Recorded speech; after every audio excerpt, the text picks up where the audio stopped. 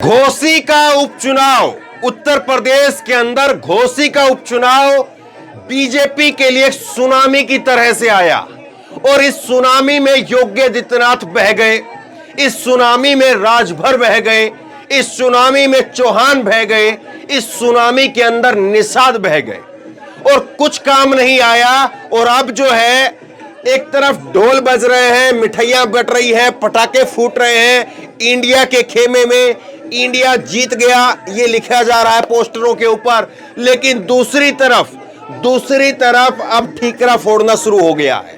संजय निषाद ने सबसे पहले ठीकरा फोड़ दिया है दारा सिंह चौहान के ऊपर। दारा सिंह चौहान को हार का जिम्मेदार बताया है। बीजेपी के सहयोगी दल निषाद पार्टी के अध्यक्ष योगी सरकार में मंत्री डॉक्टर संजय निषाद ने प्रत्याशी दारा सिंह चौहान पर फोड़ा हार का ठीकरा। दारा सिंह चौहान खुद जो कि उम्मीदवार हैं, वो कोप भवन के अंदर चले गए हैं। दारा सिंह चौहान बात करने के लिए तैयार नहीं है और ये साहब ओम प्रकाश राजभर जो खूब बड़बोले बयान दे रहे थे, ये बड़बोले बयान वाले राजभर जो है वो बात करने के लिए तैयार नहीं है। ये फोन नहीं उठा रहे हैं, रिपोर्टर्स के फोन नहीं उठा रहे, इनको फोन किया जा रहा है तो ये फोन नहीं उठा रहे हैं, इनके बेटे को फोन कर रहे हैं तो वो फोन नहीं उठा रहे हैं। पहले कहा कि लखनऊ में आएंगे, लखनऊ आकर के बात करेंगे, लेकिन लखनऊ में आकर भी बात नहीं की, केवल ईवीएम के ऊपर बोल करके निकल करके चले गए। तो अब जो है इस सुनामी के अंदर जो मुखौटा लगा करके सब लोग घूम रहे थे, कह रहे थे डबल इंजन की सरकार, ये सरकार वो सरकार, सब बह गया है और अब जो है वो एक दूसरे के ऊपर जो है वो ठीकरा फोड़ने का सिलसिला शुरू हो गया है। अब सवाल ये है कि क्या वाकई इस घोसी के उपचुनाव ने बीजेपी के पैर उखाड़ दिए हैं और बीजेपी के साथ चिपक करके सब लोग अपने आप को समझ रहे थे कि हम लोग जो है वो यहां पर सेफ रहेंगे, तो वो सब के सब अब डेंजर जोन में चले गए हैं और बीजेपी के साथ में अब रहने का मतलब ये होगा कि अपने आप को खतरे में डालना। सवाल अब यहां पर आ गया है और किस तरह से घोसी के उपचुनाव के बाद में तस्वीर बदल रही है, इस पर जरा बात करते हैं। ये संजय निषाद ने यहां पर कहा कि ये जो चुनाव हुआ है, ये उपचुनाव में चेहरा जो है वो प्रत्याशी होता है, प्रत्याशी के ऊपर उपचुनाव होता है, उपचुनाव के अंदर जो है वो हार की जिम्मेदारी और किसी की नहीं, दारा सिंह चौहान की है। इसके बाद में वो कहते हैं कि लोकसभा का चुनाव होता है उसमें पीएम चेहरा होते हैं, विधानसभा का चुनाव होता है उसमें सीएम चेहरा होते हैं और उसके बाद में जब यहाँ पर उपचुनाव होता है तो उपचुनाव में प्रत्याशी चेहरा होता है। मतलब गजब की बात है, जब योगी आदित्यनाथ आते थे यहाँ पर, जब 2 दर्जन से ज्यादा मंत्री यहाँ पर आते थे, 60 से ज्यादा विधायक यहाँ पर आते थे, तो वो चेहरा नहीं थे, दारा सिंह चौहान ही चेहरा थे। लेकिन आज जब दारा सिंह चौहान जो है जब वो हार गए हैं, दारा सिंह चौहान, तो फिर अब उन्हीं को जो है वो सारी माला डाली जा रही है और दारा सिंह चौहान की अब हालत जो है वो बहुत खराब हो गई है। दारा सिंह चौहान एक तरफ मंत्री बनने का सपना देख रहे थे और मंत्री के बाद 2024 के चुनाव में लोकसभा के अंदर टिकट पाने का सपना देख रहे थे, सांसद बनने का सपना देख रहे थे, लेकिन अब तो स्थिति ये हो गई है कि वो लखनऊ जाएंगे तो उनको कोई दफ्तर में बैठा ले। ये हालत जो है वो बची भी है या नहीं बची है, अब चर्चा इस बात पर होने लगी है। अब इसके बाद में देखिए, समझिए कि ये जो चुनाव हुआ इसने किस तरह से जो है वो चीजों को बदला है, इस चीज को आप समझिए।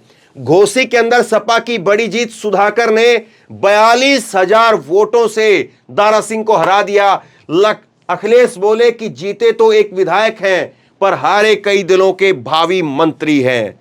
तो ये हार जो है वो बड़ी हार है और ये हार बीजेपी को एक लंबे समय तक चुभेगी, इसमें कोई दो राय नहीं है। बगावत किस तरह से किस दौर पर जाकर के रुकेगी, वो भी अपने आप में एक बड़ा सवाल है। पत्रकार दीपक शर्मा ने लिखा है कि सुना है बाबा के इशारे पर घोसी के ठाकुरों ने भी सुधाकर सिंह को वोट दे दिया। तो जिस बात को मैं बता रहा था कि चाहे भूमियार हो, चाहे क्षत्रिय हो, चाहे जो है वो दलित हो, मुस्लिम हो, हर किसी ने जो है वो वोट दिया है। यादवों ने वोट दिया है, यादवों में तो एक अलग और किस्सा था, वो आगे आपको बताता हूं। तो अब जो है वो ये भी कहा जा रहा कि कहीं ऐसा तो नहीं कि ठाकुर भी जो है वो योगी आदित्यनाथ के कहने पर उन्होंने जो है सुधाकर सिंह को वोट दे दिया हो और योगी आदित्यनाथ जो है उनके दिमाग में कहीं पर यह प्लान चल रहा हो कि पूर्वांचल के अंदर से ये सब की सफाई कर देते हैं। पूर्वांचल के अंदर जितने भी चेहरे बने हुए हैं, पूर्वांचल में जिस तरह से नाम लिया जाता है, आगे दिखाता हूं मैं आपको, पूर्वांचल में जिस तरह से संजय निषाद, ओम प्रकाश राजभर, दारा सिंह चौहान, फिर ये अनुप्रिया पटेल, इन सबको जो है वो साफ करके फिर अपना बाबा का अकेला राज हो। क्या बगावत उस तरह से, उस ढंग से और वहां से हुई है? सवाल एक ये भी है। इसके बाद में एक सवाल ये भी है कि इस चुनाव के बाद में पर्दे के पीछे रह करके मायावती जिस तरह से इस चुनाव को देख रही थी, अब मायावती जी के पत्ते जो हैं वो किस तरफ खुलेंगे? मायावती जी इस चुनाव के बाद में किस तरफ आगे बढ़ेगी? साइलेंट रहेंगी मायावती जी, या खुल करके बोलेंगी मायावती जी, या मौके का इंतजार करेंगी जैसे ही चुनाव डिक्लेयर हो, जैसे ही आचार संहिता लगे और एजेंसियों का खौफ खत्म हो और उसके बाद में मायावती जी सामने आएंगी? सवाल यह भी है, क्योंकि इस चुनाव में हार और जीत का जो है वो अंतर या विश्लेषण केवल बीजेपी और सपा नहीं करेगी, मायावती जी भी करेंगी। और उसके साथ साथ इंडिया और एनडीए, वहां तक जो है इसका चुनाव का असर, इस चुनाव की धमक पहुंची है। अब इसके बाद में एक सबसे बड़ी चीज जो पिछली खबर में मैंने आपको दिखाई, जब शिवपाल यादव ने ट्वीट किया तो ट्वीट करके लिखा था कि अखिलेश जिंदाबाद, समाजवादी पार्टी जिंदाबाद। अब बाकायदा एक वीडियो आई है, एएनआई को बयान दिया है और एएनआई को बयान के अंदर जो है उन्होंने अपने मुंह से जिंदाबाद अखिलेश का नारा लगाया है। तो शिवपाल सिंह यादव का ये जिंदाबाद का नारा लगाना अपने आप में बहुत बड़ी बात है, क्योंकि शिवपाल जिस तरह से बीच में एक लंबा वक्त चला और शिवपाल सिंह यादव जिस तरह से अलग थलग रहे, तो वो सारी चीजें, और अपने मुंह से बोलना एक अलग बात होती है, ट्विटर पर ट्वीट कर देना, फोटो लगा देना एक अलग बात होती है, लेकिन बयान देना सामने आकर के वो अपने आप में बहुत अलग बात होती है। और चुनाव के बाद में नेताओं के, लोगों के भाव चढ़ जाते हैं, उल्टा लोग जो है श्रेय लेने की कोशिश करते हैं और लोग सोचते हैं कि हमको अब कोई आकर के क्रेडिट दे कि आपकी वजह से हुआ, आपको धन्यवाद बोला जाए। लेकिन यहां पर शिवपाल सिंह यादव जो है वो उल्टा अखिलेश यादव को जो है वो अब आगे कर रहे हैं और उनके जिंदाबाद का नारा लगा रहे हैं। तो बहुत कुछ जो है वो यहां से भी तस्वीर साफ होती है। इसके बाद में ये सारे जो छत्रप हैं, इनका क्या होगा? और जिनके भरोसे पर पूर्वांचल के अंदर बीजेपी 10 सीटों के आसपास का जो गठजोड़ देखती है, उसका क्या होगा? क्योंकि जिस तरह से चाहे ओम प्रकाश राजभर हो, और ओम प्रकाश राजभर की तो अब मैं बात बताता हूं आपको, इनके तो बयान एक नहीं, दो नहीं, पता नहीं आप कितने सुन लीजिए। और लोग ये कह रहे हैं कि ओम प्रकाश राजभर, उनकी अब जुबान पर कैंची जरूर चलेगी, उनकी जुबान जरूर बंद की जाएगी, क्योंकि ओम प्रकाश राजभर के बड़बोलेपन की वजह से बीजेपी को नुकसान हुआ है। ये बात अब जो है वो कही जा रही है। जिस तरह से ओम प्रकाश राजभर ने बयान दिया कि यादवों को बुद्धि 12 बजे के बाद आती है, तो यह बयान दिया गया कि यादवों को बुद्धि 12 बजे के बाद आती है। वो बयान जो है ओम प्रकाश राजभर को अब पता चल गया होगा, और ओम प्रकाश राजभर जो है वह फोन नहीं उठा रहे हैं, अब बात नहीं कर रहे हैं, अब नहीं बता रहे कितने बजे फोन उठाएंगे और कितने बजे जो है बात करेंगे। तो अब बात नहीं कर रहे हैं ये ओम प्रकाश राजभर। और इसके साथ साथ जो है अब इन लोगों का क्या होगा? बीजेपी इन लोगों के भरोसे पर, इन लोगों के कंधे पर चढ़ करके पूर्वांचल के अंदर जो है वो अपनी स्थिति को देखती थी, और यही लोग जो है वो बीजेपी को चढ़ा करके बताते थे कि हम तो ये कर देंगे। ओम प्रकाश राजभर का एक बयान है, आपको मालूम है? ओम प्रकाश राजभर ने कहा कि इस बार अखिलेश यादव को सफाई भेज देंगे। ओम प्रकाश राजभर इस बार अखिलेश यादव को सफाई भेज देंगे। तो ये सारे बयान जो है वो ओम प्रकाश राजभर के तो बयानों का एक पूरा एक गट्ठा जो है वो बनाया जा सकता है, और इनका तो कायदे से जो है वो अब बीजेपी हिसाब लेगी। समाजवादी पार्टी तो अब क्या करेगी? समाजवादी पार्टी ने तो उल्टा, समाजवादी पार्टी के नेता साजन सिंह कह रहे हैं कि अच्छा हुआ बीजेपी ने राजभर को ले लिया और राजभर को अपने पास ही रखे बीजेपी। ये हालत हो गई है साहब। एक तरफ बीजेपी जो बता रही थी 38 दलों का गठबंधन है, ये है, वो है, फला है, ढमका है, अब उसमें स्थिति क्या हो गई है? अब ये हो गई है कि अब पनौती के तौर पर जो है ये साबित हो रहे हैं कि एक दूसरे नेता के तौर पर जो है ये आरोप लग रहे हैं। आगे देखिए, एक चीज इस चुनाव से ये साफ हो गई कि जिस तरह से अल्पसंख्यकों को लेकर के, मुसलमानों को लेकर के, और जो खबर मैंने आपको दिखाई भी वोटिंग वाले दिन कि कैसे जो है वो सीओ के ऊपर, विनीत सिंह सीओ के ऊपर जिस तरह से आरोप लगाए गए कि सीओ जो है वो गाली गलौज कर रहे हैं, सीओ वोट नहीं डालने दे रहे हैं, जो ये सारे आरोप लगाए गए, तो और जिस तरह से ये देखिए, अब दो तस्वीरें आपके सामने हैं, कैसे जो है वो मुस्लिम युवकों की जो है वो यहां पर 4-4, 5-5 पुलिस वाले चौतरफा उनको घेर करके यहां पर चेकिंग कर रहे हैं, जैसे कि वो वोट डालने के लिए नहीं जा रहा हो, बल्कि पीएमओ के अंदर प्रधानमंत्री से मिलने के लिए जा रहा हो। इतनी चेकिंग जो की जा रही, 4-4, 5-5 पुलिस वाले घेर करके आगे से, पीछे से, ऊपर से, नीचे से सब कुछ चेक कर रहे हैं। तो ये जितना जो है वो लोगों को वहां पर जिस तरह से माहौल बनाया गया, उसका फायदा हुआ उल्टा, उसका फायदा हुआ है उल्टा। और लोगों को लगा कि अब ये चुनाव भी नहीं होगा तो फिर चुनाव फिर कब होगा, और इस चुनाव में भी अगर नहीं निकले तो फिर कब निकलेंगे। तो ये सारी चीजें हैं, और इन सारी चीजों ने धीरे धीरे करके जो है पत्ते खोल दिए हैं। कांग्रेस अब कह रही है, कांग्रेस के अध्यक्ष हैं अजय राय, उनकी तरफ से बयान आया और वो कह रहे हैं कि भूमिहार जो है वो अब इंडिया के साथ है। तो अब कांग्रेस और इंडिया वो केवल ये नहीं है कि पीडीए के सहारे, जिस तरह से अखिलेश यादव ने कहा कि पीडीए जो है वो पीडीए की वजह से हम लोग जीते हैं, पिछड़ा, दलित और अल्पसंख्यक, उसकी वजह से हम लोग जीते हैं, वो गठजोड़ हमारा सक्सेसफुल रहा। उसके साथ साथ जो है वो अब इंडिया जो है वो अपना दावा करने लगा है, जो वोट बैंक बीजेपी का माना जाता रहा है, जो जातियां बीजेपी की तरफ जो है वोट बैंक के लिए तौर पर जो है जानी जाती रही है, वहां पर भी इंडिया अब दावा करने लगा है, वहां से भी इंडिया जो है वो अब वोट निकाल रहा है। यह बीजेपी के लिए बड़ी चिंता की बात है।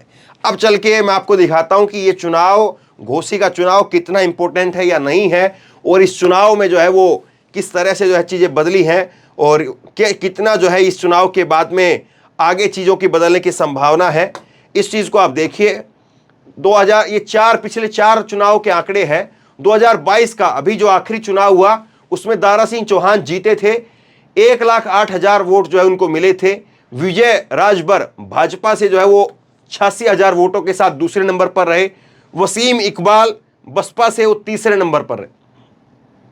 तो ये बीएसपी को लिए भी जो है ये बड़ी चुनौती की बात रहेगी कि बीएसपी इसको किस तरह से देखती है, क्योंकि 54,000 उनका वोट, अगर बीएसपी आज यहां पर खड़ी होती तो 54,000 क्या, मुझे लगता है कि मुश्किल से बीएसपी के पास में जो है वो 10, 12, 15,000 वोट होते, अगर बीएसपी यहां पर आज खड़ी होती। और बीएसपी अगर यहां पर नहीं खड़ी है और मायावती जी जो है वो अगर खुल करके बोल देती, तो मुझे लगता है कि ये जो 54,000 वोट है, ये ना केवल बल्कि बीएसपी की तरफ से और जो है 5-10 हजार लोग और निकल करके वो भी वोट करते, क्योंकि बहुत सारे लोग ऐसे होते हैं जो उस तरफ तो जा नहीं सकते हैं लेकिन वोट भी नहीं करेंगे, फिर वो कि उधर हम वोट देने जाएंगे नहीं, उधर हम डाल नहीं सकते हैं, तो फिर ऐसा करते हैं, इधर इसको देना नहीं है तो हम घर पर बैठ जाते, वो घर पर ही बैठ जाते, वोटर निकलता नहीं है, ये भी होता है। 2019 में अगर आप देखेंगे उपचुनाव हुआ था, विजय राजभर बीजेपी की तरफ से जो है वो जीते थे, मार्जिन बहुत कम रहा था, 68,000 वोटों से वो जीते थे। सुधाकर सिंह, यही सुधाकर सिंह जो आज जो है वो 1 लाख से ज्यादा वोट जिनको मिल रहे हैं, ये उस वक्त में सेकंड नंबर पर रहे 66,000 वोटों के साथ में। और अब्दुल अंसारी जो है बसपा से, वो तीसरे नंबर पर रहे 50,000 वोटों के साथ में। और उसके साथ साथ देखेंगे 2017 का विधानसभा चुनाव, तो फागू चौहान भाजपा से विजयी रहे थे 68,000 वोटों से। अब अब्बास अंसारी बसपा से सेकंड नंबर पर रहे, और सुधाकर सिंह, यही सुधाकर, वो तीसरे नंबर पर रहे। और उसके बाद में 2012 का अगर आप देखेंगे तो सुधाकर सिंह यहां से जीते थे 73,000 वोटों से। फागू चौहान जो है वो बसपा से सेकंड नंबर पर रहे, मुख्तार अंसारी कौमी एकता दल से वो तीसरे नंबर पर रहे। तो ये पिछले 4 चुनावों का जो है घोसी का घमासान आपके सामने है।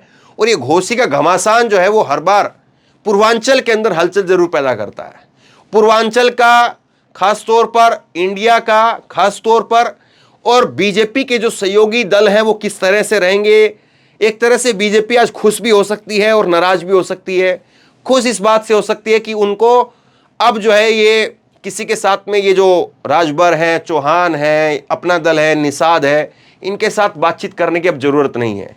मतलब अब इनको दया दृष्टि के तौर पर 1 सीट दे दो, 2 सीट दे दो, ठीक है, नहीं दिया तो ठीक है, क्योंकि एक उपचुनाव जो ये सब मिलकर के नहीं निकाल पाए। और 30 यहां पर 84 मंत्री और विधायक लगे थे, खुद योगी आदित्यनाथ लगे, दोनों डिप्टी सीएम लगे, उस सब के बावजूद यहां पर बीजेपी हार गई। तो बीजेपी के लिए चिंता की घंटी जरूर बज रही है। लखनऊ में आज इस बात की जरूर जो है वो चिंता जरूर जताई जा रही होगी। योगी आदित्यनाथ जो इस बात में जरूर सोच रहे होंगे कि ये क्या हुआ है, कैसे हुआ है। हार बड़ी करारी है। हार हो जाती, अगर 10-5 हजार से 20 हजार से अगर हार हो जाती तो उतनी उसकी चर्चा नहीं होती, लेकिन 40-50 हजार वोटों से हार हो जाए तो उसकी फिर चर्चा होती। तो बहरहाल घोसी के घमासान से निकली बगावत की ये कमान वो कहां तक जाकर के रुकेगी, बीजेपी को कितना नुकसान पहुंचाएगी, ये तो वक्त बताएगा। लेकिन ये जरूर है कि इसने ठहरे हुए पानी के अंदर हलचल पैदा कर दी है और अब ये पानी बदलेगा या ये पानी जो है वो अब यहीं पर इसी तरह से रहेगा। वैसे ठहरे हुए पानी में बदबू आने लग जाती है, पानी लोग बदल देते हैं। तो बहुत कुछ जो है वो अभी इस चुनाव के बाद में समीकरण जो है वो बताएंगे।